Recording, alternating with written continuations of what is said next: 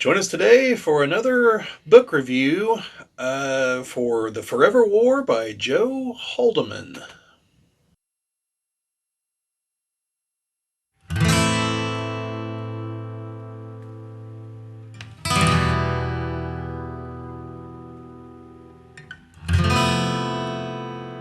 It's the Geek Cabal channel. My name's Bobby. I'm Jim. And today we're going to be reviewing The Forever War by Joe Haldeman. Now, I'm going to get into it here in a moment, but just fair warning, I didn't realize this until I read someone else talking about this book. This book has a little bit of controversy surrounding it, and I'll get to that in a minute. But before I do, this is a sci-fi war novel written by a gentleman who I believe fought in Vietnam. And part of it is also meant to reflect the changes in society he saw whenever he got back home. So that's kind of baked into this. And there's apparently also an edited version of this that kind of takes some of those parts out. And I have no idea if this is the edited version or not, because the excesses I read about seem to all be in here. So I don't think it is, but could be.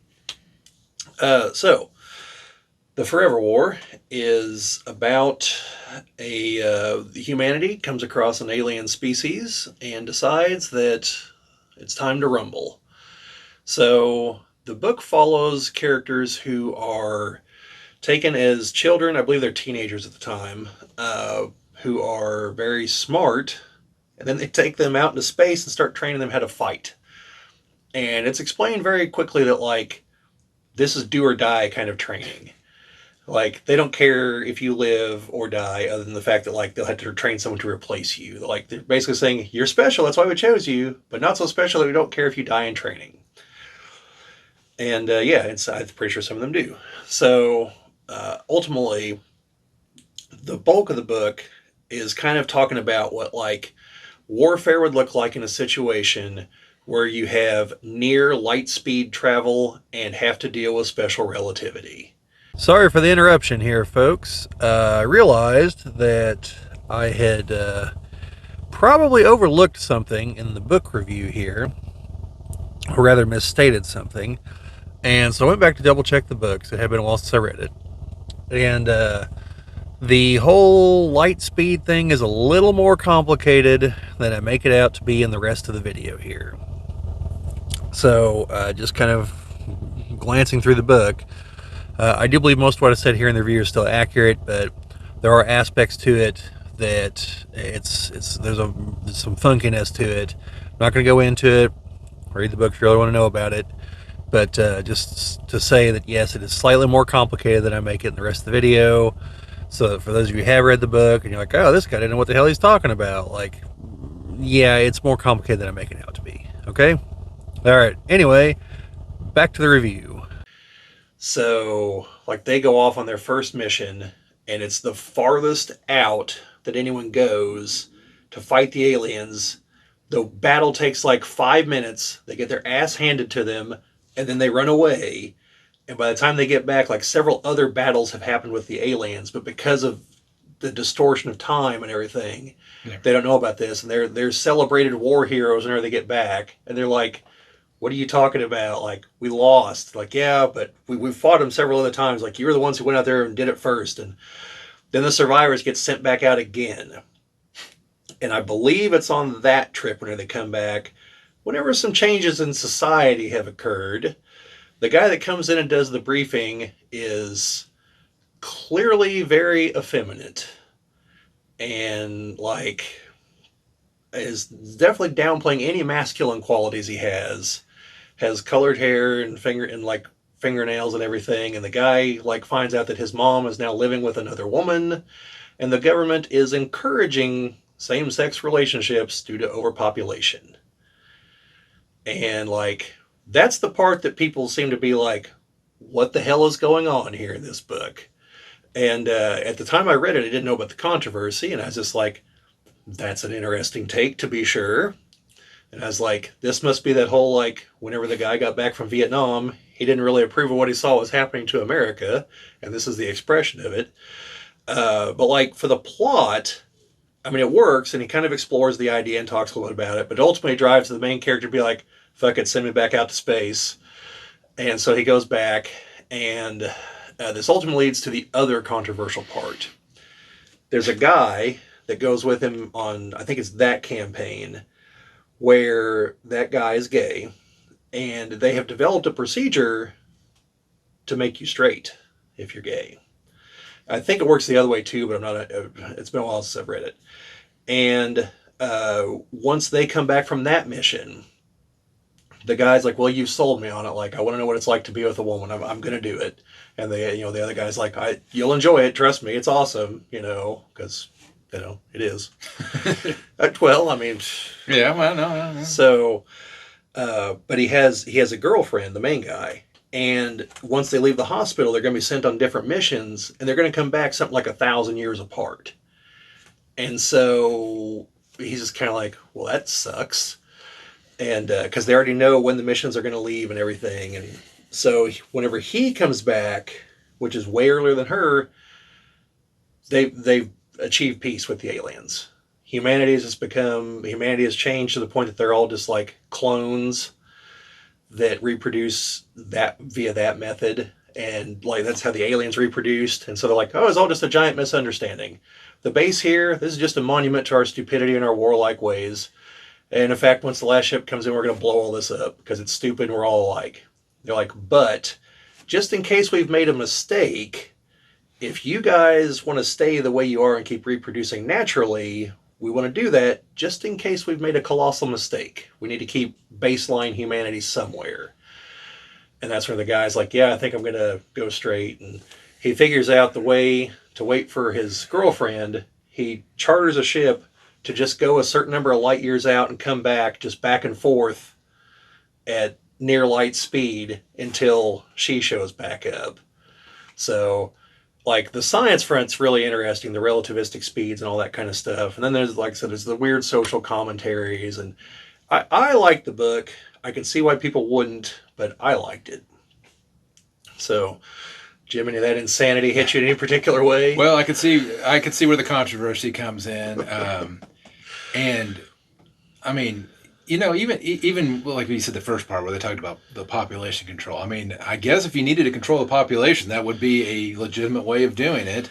I'm sure that it was probably government incentivized and probably Yeah. some sort of extra tax bonuses or whatever for that. Yeah, it's been a little bit since I read it. I don't recall going into a lot of detail, but it did say it was government incentivized, and I don't think the author really like. I mean, obviously, because the main character chose to leave, but by and large, as I recall, he didn't treat it as like this just like stupidly negative thing. Yeah. It didn't seem like he's really passing a major judgment on it, but it's been a while since I read it, so maybe the main character does make some kind of comments that I'm forgetting, but And then, then obviously, pretty much conversion therapy. I could see why that'd be controversial because I think either way, I mean, if you're going against what people feel deep down, that part's the one that I definitely like. Yeah, I could see it because, like you said, I could see what it seems like it's advocating. So, but I mean, yeah, for being born in the '80s, growing up in the '90s, coming into the 2000s, and then 20 years into the 2000s, I mean, the transitions that the way that different people had, I mean, even in that short amount of time, I mean, like, yeah, I think in that time, what really has happened is that people, I hate to say it, but haven't learned to take a joke. That, jokes are fine unless it's at their expense. I mean, you can joke about our expense or anyone else's expense, but then when it's a certain group, even, unless you're from that group, it's all off limits. yeah. I mean, I But kind of get it. Like, I'm not going to claim to have been persecuted. I want to be yeah, crystal clear on that. But I don't know if you folks can tell, but my hair, I have red hair. And I'm sure all of you have heard jokes specifically about redheads. And to the contrary, yes, I do have a soul. It's not mine, I stole it, but uh, that part's true. So, but there's all kinds of jokes. I've actually had someone at Gen Con, some jackass that was up, shouting about something. As I was walking by, literally like yelled out that the redheads have, or no, I didn't call him a redhead, a ginger, And I'm not going to tell you what word that actually derives from, calling redheads gingers.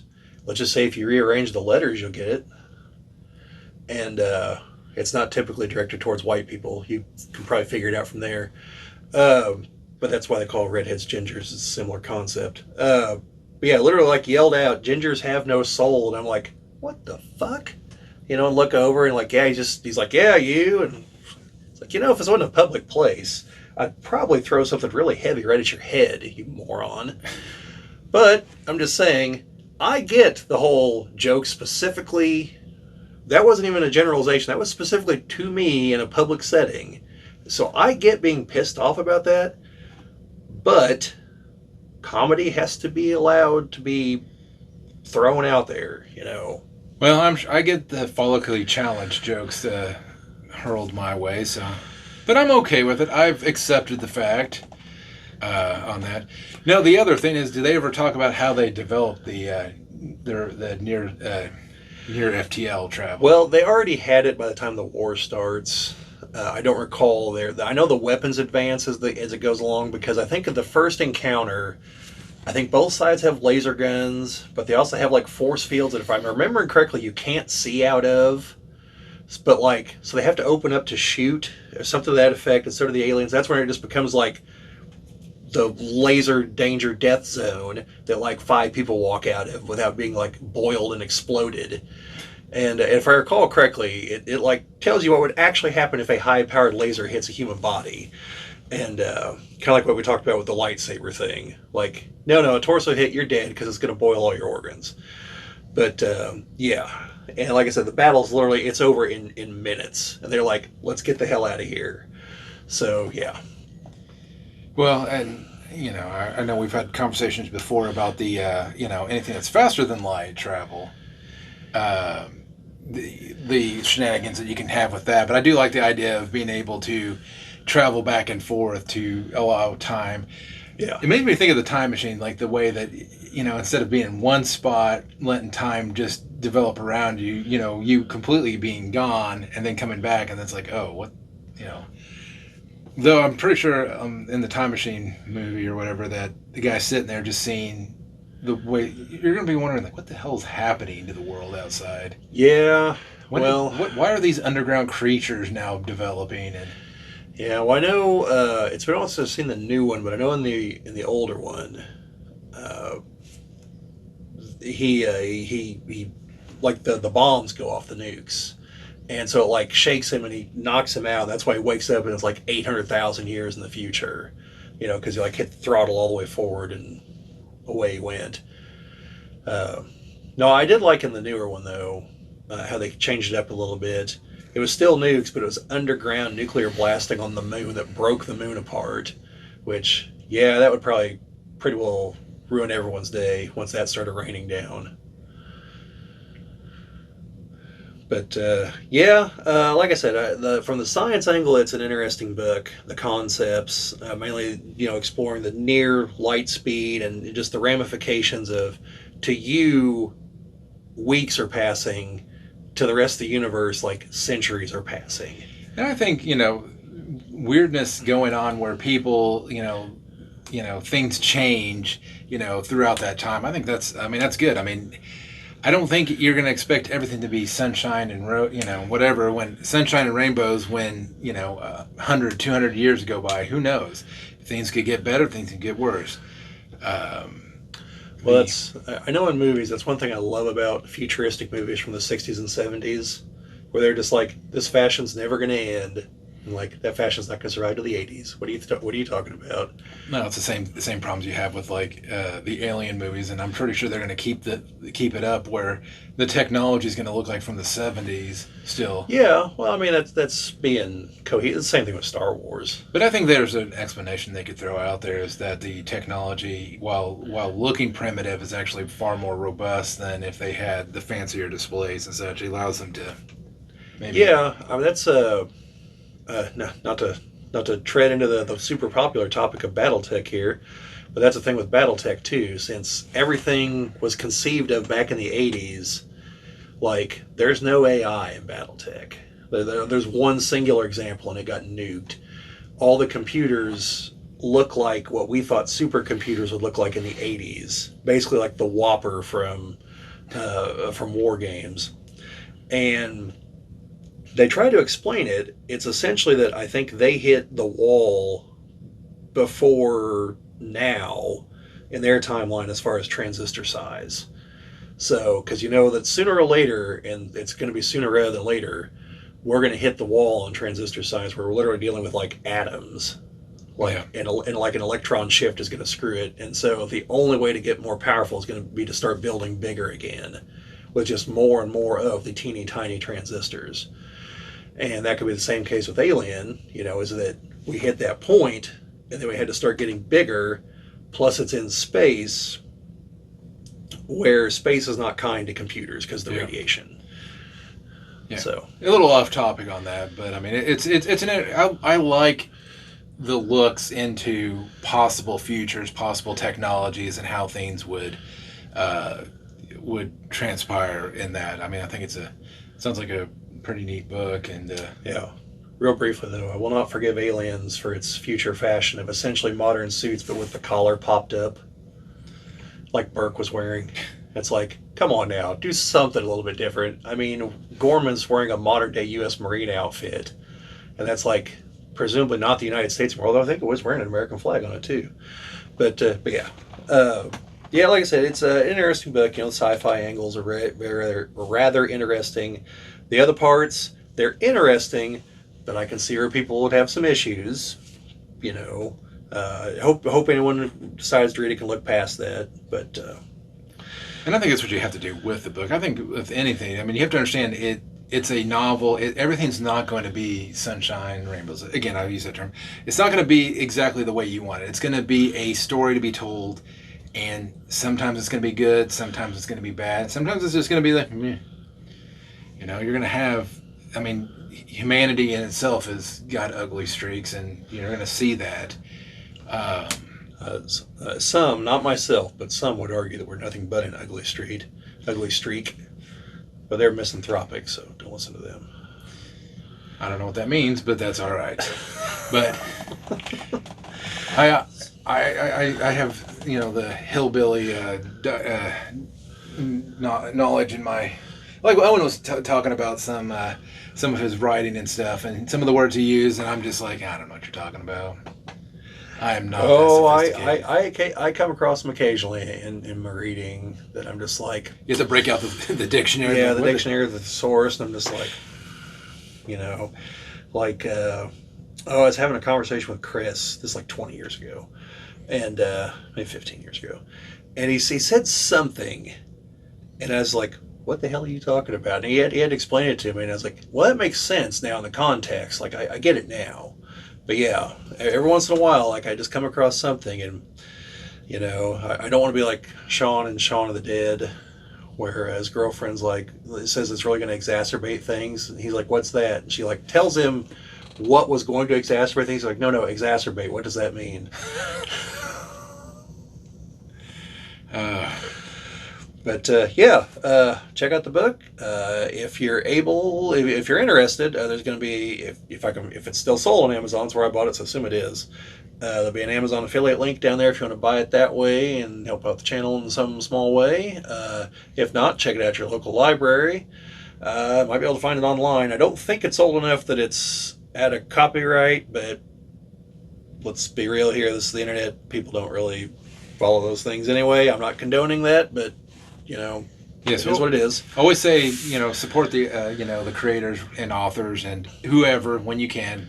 I mean, it's nice to get stuff for free. I get that, but anywhere you can always support it's helpful. Yeah, and if you happen to have read this book, let us know what you think. And if you think you've read the edited one, let us know. I'm just kind of curious, what you thought of it.